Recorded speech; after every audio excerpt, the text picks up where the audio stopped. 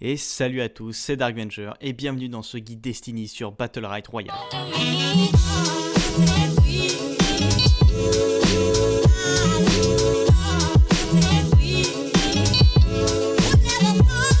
Voilà comment la vidéo va se passer. Au début, je vais vous faire une petite présentation de Destiny. Ensuite, je vais vous détailler chaque capacité en ajoutant un commentaire. En troisième partie, nous verrons quel est le stuff optimal. En quatrième partie, nous verrons comment optimiser au mieux le personnage avec les moves avancés. Et pour finir, je vous apprendrai l'ultime combo de Destiny. Ok, allons-y pour la présentation. Alors, Destiny, c'est un personnage qui tire à longue distance. Sa force réside dans sa capacité à agresser sa cible et à ne lui laisser aucune chance de répit. Destiny a une excellente mobilité et c'est le meilleur perso pour attraper un fuyard. Et je peux vous garantir que ça va arriver souvent. Alors Destiny, c'est un personnage à la portée de tout le monde. Mais sachez que dans des mains expertes, le personnage révèle un potentiel énorme. On arrive ici au chapitre sur les spells. Je vais commencer en détaillant chaque capacité. Dans la foulée, on verra ce que font leurs bonus légendaires, donc lesquels seront à prioriser, et pour finir, nous verrons avec quel spell commencer chaque partie. Alors, votre clic gauche, c'est votre attaque de base, vous tirez un laser en ligne droite et c'est tout. Alors, la chose importante, c'est son effet légendaire. Il augmente votre portée de 20% et vous permettra de gagner les combats juste en gérant la distance avec votre adversaire. Alors, le clic droit, il est assez utile. C'est un sort qui va se charger en augmentant ses dégâts et la durée du silence qu'il applique. Vous verrez, le silence est très pratique dans le jeu. Il interrompt les actions de l'adversaire, permet de stopper des ultimates, vraiment un bon outil. Alors, à savoir que vous êtes un peu ralenti pendant l'incantation de votre sort. Votre bonus légendaire va, à minima, compenser ce malus. Que dalle, ouais.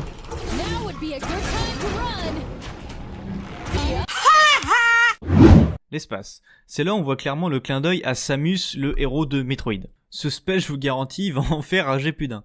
Quand vous appuyez sur espace, vous vous transformez en boule et vous pouvez foncer sur vos ennemis. Si vous touchez un joueur, ça va le repousser et on verra plus tard que ça sera très utile. Alors c'est pas tout parce que ça fait un petit peu de dégâts, mais surtout ça augmente un peu votre vitesse de déplacement. Son effet légendaire, c'est qu'il vous permet, quand vous rappuyez sur espace, de passer les murs et ça on verra que c'est très utile. Quand vous êtes en place haut, vous n'êtes plus ciblable, c'est ce qu'on appelle une iframe. Donc c'est une frame d'invulnérabilité qui vous empêche de prendre des dégâts. Et c'est justement le manque d'iframe qui est un gros défaut chez Destiny. A noter que votre espace peut être counter. Le A, c'est votre counter, c'est le spell à ne pas utiliser bêtement. Il vous faudra un peu de temps pour savoir quelle capacité vous devez counter, mais ça viendra. Voilà comment ça se passe. Quand vous appuyez sur A, vous ne pouvez plus bouger et Destiny se met dans une position plutôt stylée, il faut l'avouer. Attention, c'est là où il va falloir écouter. Si pendant la durée de votre counter, un joueur vous touche avec une attaque ou certains sorts, votre personnage va bondir dans les airs. C'est intouchable et une petite zone va remplacer votre souris. Et à ce moment-là, vous avez tout le temps du monde pour cibler les joueurs en face. Et pour finir, après votre shoot, Destiny va faire un petit saut que vous pouvez contrôler avec ZQSD. Beaucoup d'informations, mais vous verrez que c'est quand même plutôt instinctif. Son bonus légendaire, il est assez simple. Il crée un mur sous vos pieds qui va ralentir les projectiles. En pratique, on joue pas énormément autour de cette barrière, donc c'est pas un légendaire à prioriser. Le E, c'est le spell qui va rendre fou les fuyards. C'est simple, vous placez une zone au sol, si le joueur en sort, il est stun. Ce qui fait que si vous placez votre zone sur quelqu'un qui fuit, il va devoir faire un choix entre être stun et attendre. Il y a quand même moyen de sortir de votre zone, c'est tout ce qui est jump. À titre d'exemple, il y a l'espace d'Alicia, l'espace de Croc. Mais là où ça devient intéressant, c'est que les dash ne passent pas, donc l'espace de Rook ou le E de Croc sont stoppés. Le mec il perd son sort et il est stun, il a tout perdu. Je vous garantis que vous allez vite tomber amoureux de ce sort. Son effet légendaire, alors elle est plutôt cool, tant que vous êtes dans votre zone, vous gagnez un shield et de la vitesse de déplacement. C'est super. Ah, on arrive à mon petit chouchou le R, je peux vous dire que ce sort il a fait parler de lui. J'ai arrêté de compter le nombre de gens qui venaient pleurnicher sur ce sort, bon faut dire qu'il était vraiment pété. Alors le R c'est quoi? Il va transformer votre clic gauche pendant 3,5 secondes, il va augmenter votre cadence de tir, mais plutôt que tirer un gros laser, vous allez tirer plusieurs petits lasers. Alors ce qu'il faut retenir, c'est qu'à chaque fois que vous allez toucher un joueur, vous allez obtenir un shield qui peut se cumuler jusqu'à un max de 40 points. Ce qui fait qu'en pratique, quand vous aurez appris à bien tirer avec votre R, vous serez intuable. En soi, là, déjà, le sort est vraiment très bien. Mais ce qui est terrible, c'est son effet légendaire. Cet effet légendaire a été, pendant une grande période, l'effet le plus craqué du jeu. En fait, quand vous allez appuyer sur R, vous allez déclencher une nova de projectiles autour de vous.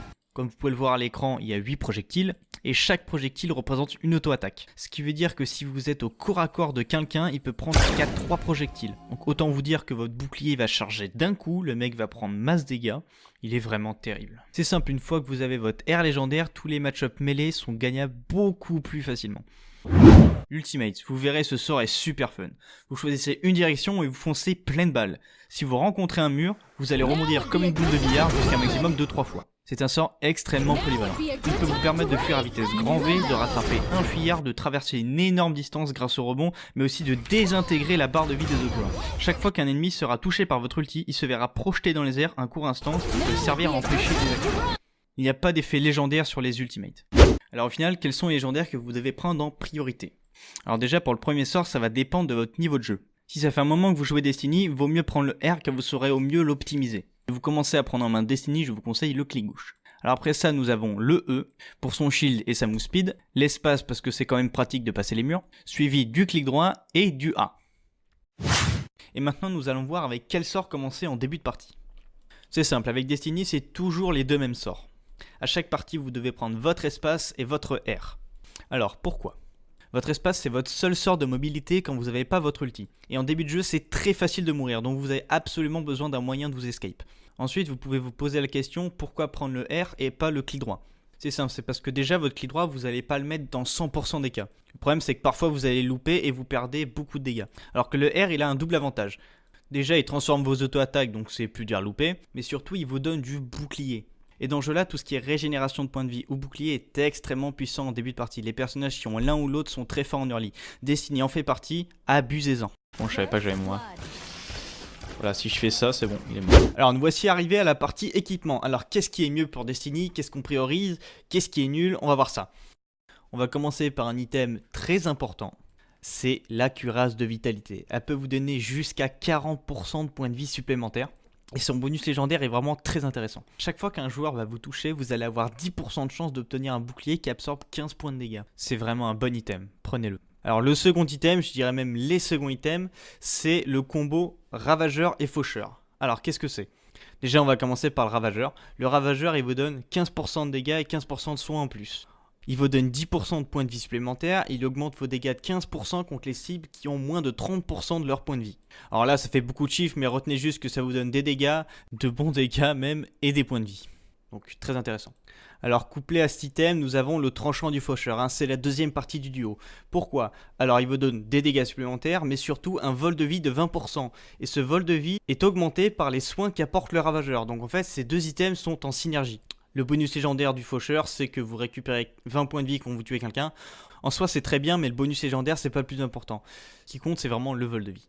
En quatrième position, nous avons la vive lame du chasseur. Alors, cet item-là, il est assez intéressant, vous allez voir. Déjà, de base, il vous donne 9% de vitesse de déplacement, donc en légendaire au niveau max. Mais, ce qui est intéressant là, c'est qu'en fait, toutes les 30 secondes, votre prochaine auto-attaque, donc attaque automatique, votre clic gauche en soi, va ralentir la cible pendant 1 seconde et vous aurez 9 points de dégâts supplémentaires sur votre attaque. Alors vous dites peut-être que 30 secondes c'est long, mais sachez que dans un fight, ralentir la personne au bon moment, c'est vraiment primordial.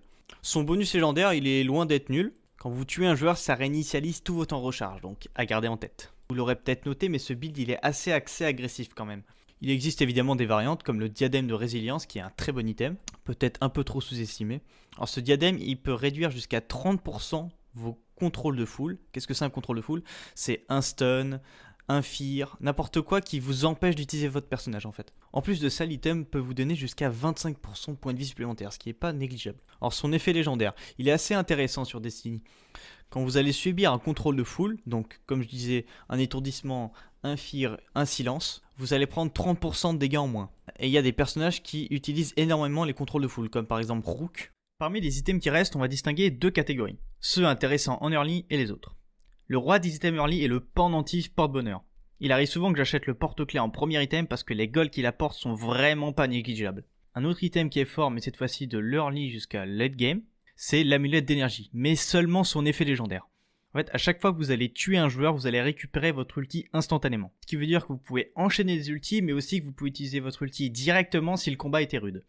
On passe ensuite aux bots de vitesse. Alors il m'arrive d'échanger la vive lame pour les bots car les deux items sont assez proches finalement. En général, je fais choix des bots quand je trouve que je manque de points de vie. Le dernier item, c'est la selle d'équitation. Alors c'est un item utile en soi, il vous permet de distancer les joueurs en monture ou de les rattraper. En fait, c'est un item que je prends quand je suis très bien dans la partie et que je veux trouver vite des joueurs. On arrive maintenant à la partie sur les moves avancés. Je vais ici tenter de vous décrire au mieux les combos que vous devez connaître. J'entamerai avec le clic gauche et nous irons jusqu'à l'ultimate. Allons-y avec votre clic gauche, donc c'est de l'effet légendaire que nous allons parler. Vous avez plus de portée qu'une tourelle automatique, cependant pas beaucoup donc placez-vous bien. votre clic droit. Il s'agit ici de la technique du stopcast et elle est primordiale. Le but étant de forcer le counter ou le jump d'un joueur tout en conservant son sort. Il est important de maîtriser la technique du stopcast parce que c'est vraiment la technique qui va déclencher énormément de choses. La touche de base, c'est le C. Moi perso, je l'ai pas changé. Le stopcast va permettre d'annuler l'incantation d'un sort. Ici, c'est votre clic droit. Il faut savoir que quand vous faites un stopcast, votre cooldown est remis à 0. Donc vous ne perdez pas votre sort. Et c'est là où c'est très important, parce que si vous faites un stopcast et que l'ennemi en face fait son counter, vous avez tout gagné. Lui il perd son sort et vous non. Vous comprendrez très vite à quel point le stopcast est vraiment incontournable. Allons-y pour l'espace. Alors là j'en ai des choses à dire. Déjà l'espace peut vous aider à farm à condition que vous maîtrisiez le stopcast. Il y a un combo fort en early, c'est le clic gauche et espace. Si vous placez bien votre espace, vous pouvez empêcher le joueur en face de faire son attaque. En plus de ça, le petit repoussement de votre espace vous permet de créer de la distance avec un mêlée, et ça c'est très fort. Toujours en début de partie, le space utilisé au bon moment vous permet de prendre le contenu d'un coffre que vous êtes en train de contester. Quand vous foncez sur un joueur, il est parfois intelligent de faire des petits zigzags pour esquiver ses sorts.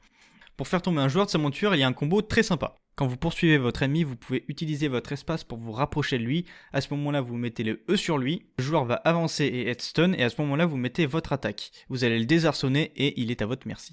L'espace légendaire peut vous permettre, avec un timing pas facile à avoir, d'esquiver un joueur qui vous tombe dessus. Vous pouvez aussi esquiver un joueur qui vous tombe dessus avec votre espace normal, mais il faut pas s'y prendre ni trop tôt ni trop tard, au risque d'être stun et d'avoir perdu votre espace. Dernier conseil sur l'espace, vous devez garder en tête que sans votre ultimate, votre espace est votre seul outil de mobilité. Contre certains personnages, vous devez absolument garder votre espace si votre ultimate n'est pas disponible. Par exemple contre Lucy ou Ezmo. Pour le A, je vais vous donner des sorts en vrac que vous devez counter. Donc l'espace de Jamila quand elle revient. Contre Shenrao, son clic droit est important à counter. Counter, le clic droit d'Alicia est important pour le shield. Il est préférable dans 80% des cas de counter le clic droit de Rook. Vous devez absolument garder votre counter pour le E de Thorn, obligatoire. Et un petit tips pour finir, vous pouvez counter l'ulti de Poloma. Au moment où son ulti se finit, vous faites votre counter et ça va contrer son ult. Alors sachez qu'évidemment il y a plein d'autres exemples. Si vous avez tendance à perdre contre un certain personnage, dites-vous que peut-être vous n'utilisez pas votre counter à bon escient. Nous arrivons aux techniques liées au E. Alors la première, elle est très simple, c'est le fameux combo E plus espace. Il suffit de mettre le E sur le joueur, de vous foncer dessus avec votre espace et vous le sortez de votre zone. Petite variante qui est elle un petit peu plus tricky, c'est si vous avez un mêlé qui a votre contact, vous mettez votre E autour de vous, vous faites un espace, ça va le repousser instantanément et le sortir de votre zone. Dans le même esprit que le E plus espace, il y a le E plus ulti. C'est quasiment la même chose, mais il faut que là vous vous assuriez que le mec n'a pas moyen d'esquiver votre ultimate. Alors avec un jump ou autre. Le combo E plus ulti est intéressant parce que votre ultimate ne peut pas être contré, et ça réduit l'espace pour la personne de l'esquiver.